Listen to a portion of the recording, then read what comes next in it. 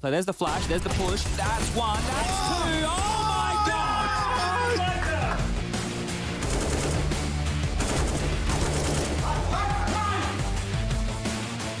What is going on? It's a quad calling it quad kill at the end. Oh my god!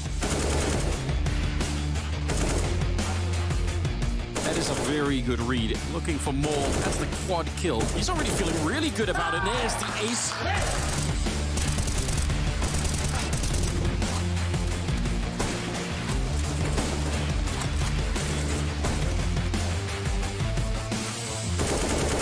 Mopoz up against 3. Good first frag contributes. Gets away and bangs another head.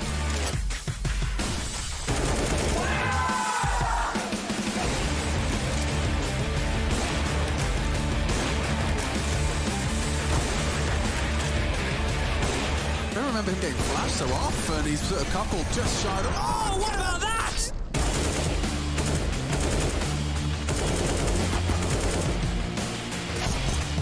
Sunpeus opening up, and what a follow-up headshot. Oh!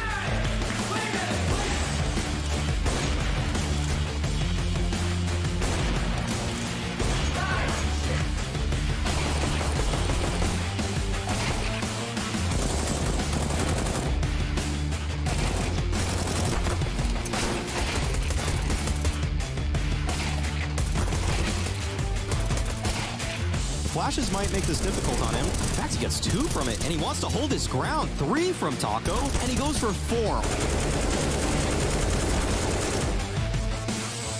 Shiro's fragging too, 2 on the site.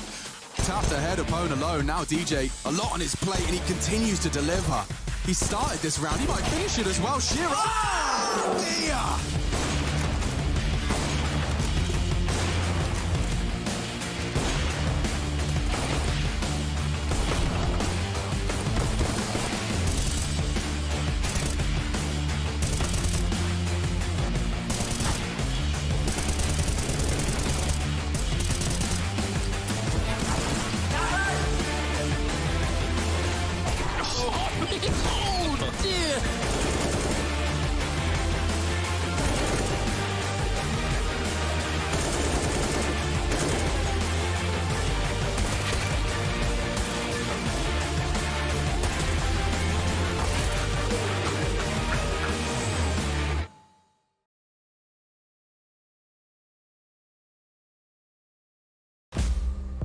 We have really high expectations for Navi because last year they won the Grand Slam, they recently won the Major. Yeah, there were some maybe questionable games in the beginning of the year, but then they reached the semifinals of Katowice, so I'm sure that they should go through.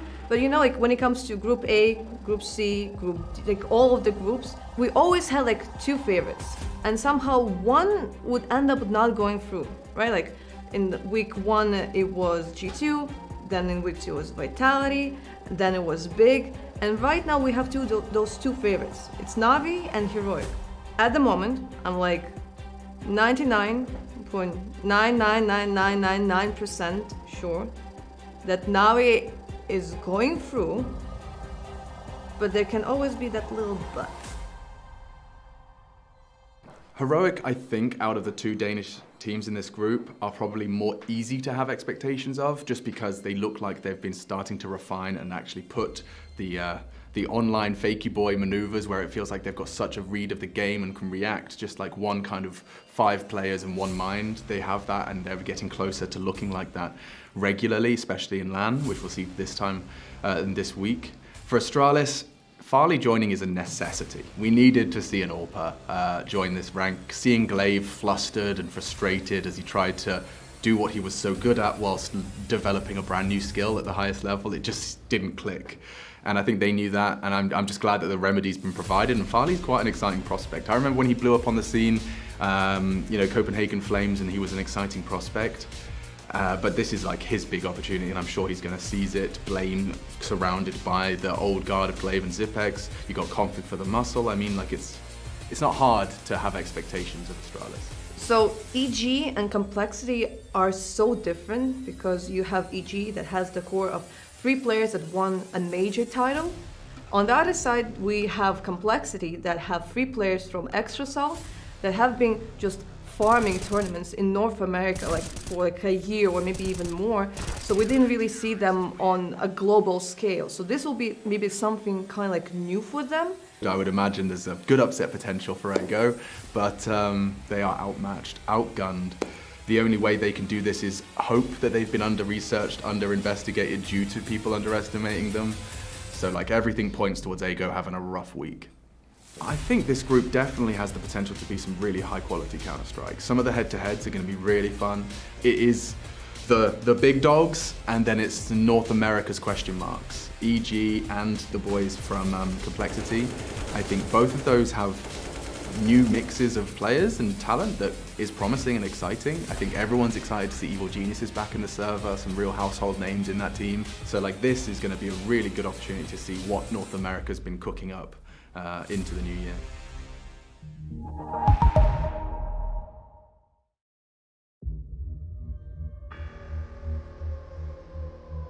I think Liquid is still in a state of being quite unknown, so their chances in this group with like some Movistar Riders, you got Big here, you have Godsent with a stand-in of Henny. There are teams that are trying to prove themselves. Big want to show consistency. Godsend want to prove that they are still the second best team. Then there's Liquid that made some questionable changes and they want to show that like, no, those changes happened for a reason. But that's the big question mark. What type of Counter-Strike are they going to deliver here against teams that on paper they should be beating?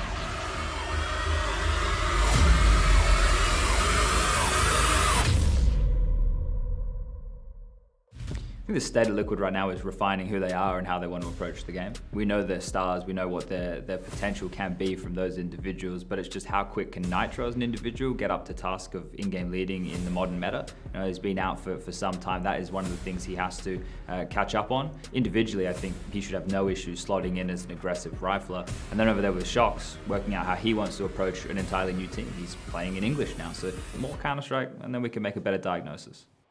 In Group C, we have the obvious favorites. Of course, it's the players.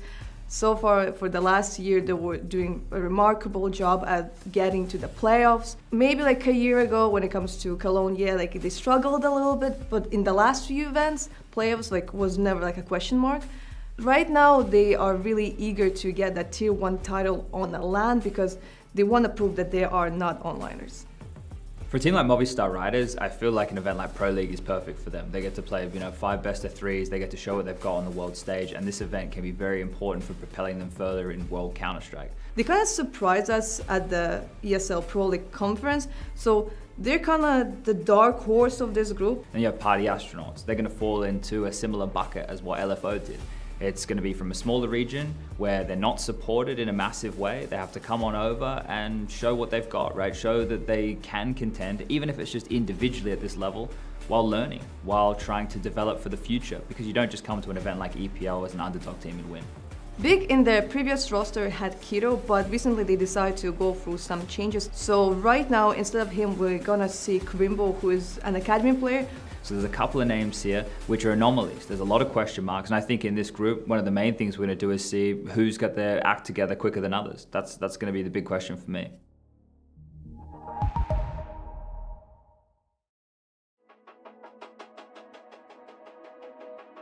I think Liquid's just lacking time and reps of international Counter-Strike. At the moment, this is another odd mix, but Liquid always seemed to have an odd mix. When this team was at its prime, they didn't even have a star AWPer. They've always had some form of a European import, and this mix of players, you look at Lige, Naf, and OC as the star trio, and then Shox and Nitro to kind of refine their positions in the team. That's going to take time. So I think time and the reps of European Counter-Strike is what Liquid need to get the most. Shox going to Liquid and being like a little spy from behind enemy lines, I think he's definitely going to provide a wealth of experience. Experience is kind of an unquantifiable in terms of how you're able to communicate it. I believe what I can try to bring from the European side is something sometimes more structured about the game and trying to actually fit like individual talent into like a team system. This is what I'm trying, I would say, like to give as tips overall. I think it's definitely like the next step for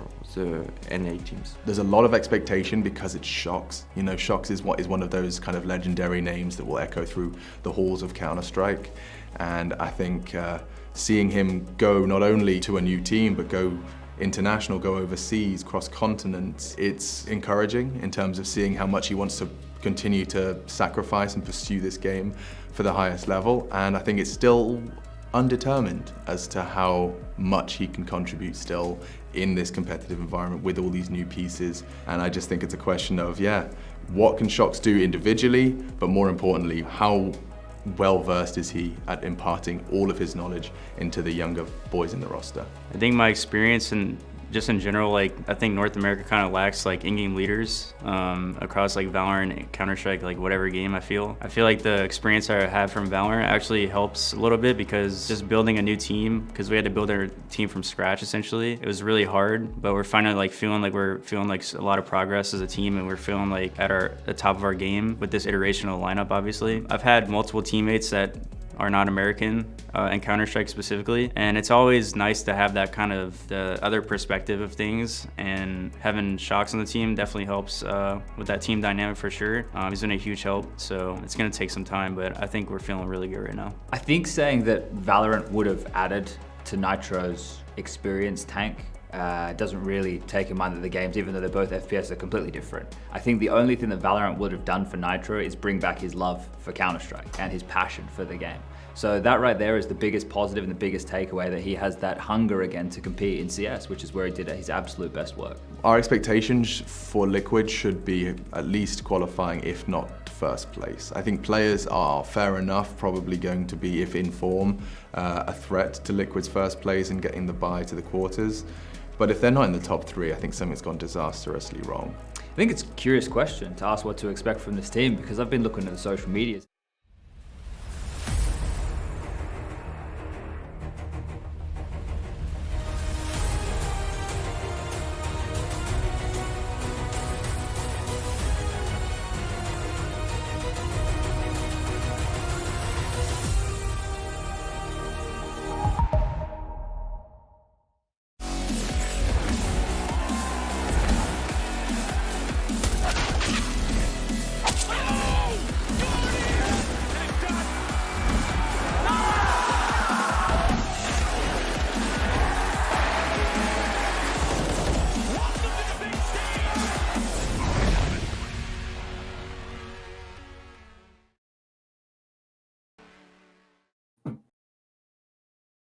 And welcome back to ESL Pro League Season 15, brought to you by Lupon WXC for Aspire Gaming and the Armory. And for tonight, we will be your shoutcaster. My name is Ventus and I'm with Sneaky Frog. So, series natin for tonight, it will be between Complexity and Ego. So, Sneaky, what are your thoughts on this matchup? Of course, both of these teams starting out with a loss dito sa ating group in the Complexity. Unfortunately, na bugo nila ang number 1 team in the world dito sa ating group, which is Natus Vincere, obviously losing 2-0. Pero at the same time, AGO offering such a banger of a game. No nga, in the triple, quadruple, or whatever overtime na umabot at this point, doon nga sa ating Mirage map proves that AGO kaya nilang makisabay with the best. But at the same time, nasa kabilang side naman ng ating ring, which is yung Complexity. Kalaban nga nila ang Heroic, one of the better teams dito sa ating group. Actually, world rank number 5 sila at the moment. And yun nga, they had the Heroic game or rather yung Heroic series na nakita natin kahapon, which actually kinas namin. And first game, Heroic na nag-pick sila ng Ancient, did not go well. Of course, after nga nag-turn yung half, biglang nag-take over yung Heroic sa T-side, which shouldn't happen sa Ancient of all maps. So, medyo nagkamali sila doon. Pero pagdating ng second map, it was a closer one to say the least. Pero after ng isang gunby doon sa very last round, we already know who the winner was. Pero at the same time, Complexity keeping it close doon nga sa ating game against the Heroic doon sa overpass. Maybe they can offer something. The stars na nag-shine nga kahapon is itong si Fang, Floppy, and si Junior, Grim, and si JT. I mean, they've had some clutches, but at the same time, they were kind of quiet dun sa kanilang games. Pero I would say, in terms of comparing results lang tayo with AGO and Complexity, feeling ko maybe may onting edge yung AGO kasi nga nakalaban nila yung Natus Vincere dun sa kanilang first game. But at the same time, Complexity showing some prowess dun nga sa kanilang overpass na game. But this will be a very different map pool na makikita natin dito kumpara doon sa mga first games ng dalawang team natin. Yep, and now we have our maps. Das 2 for our first map, Ancient will be a second map, and for the decider map, it will be Vertigo. So AGO decided to pick Das 2 for our first map, no? And Complexity naman, they will start as city side. So nakita naman natin kahapon kung paano mag-perform ang AGO against Navi, especially coming to Ultimate, no, with this insane op skills, and sobrang nakakasabay siya sa duel nila na ni Simple pagdating sa op 1v1. Pero this time around, Complexity naman ang kanilang kalaban dito. Pistol round tayo, and now the rest members of AGO trying to push up towards this long, pero Grim will take that headshot to Forlan, pero Milky will take ng Grim as well, pero Junior will take down Milky dito with that double kill, pero Fiku needs to back away. It's all up to him. 1v3 situation, and the bomb is dropped dito sa may ating long doors. Pero the flank coming in for Fluffy. Konti-konti na siya nasa sandwich dito. Fiku, wala siya magagawa doon. And just like that, Complexity will take that round number 1. I mean, yun nga, as we did see dito sa ating screen, AGO trying to go for a very basic long push. Pero yun na nga, sinabayan pala ng ating Complexity team. Good read galing sa kanila, plus nag-push pa ang isang player dito sa top mid with courtesy of Floppy. Pero yun na nga, Complexity getting the first round on the board, scoring the first punch dito sa ating best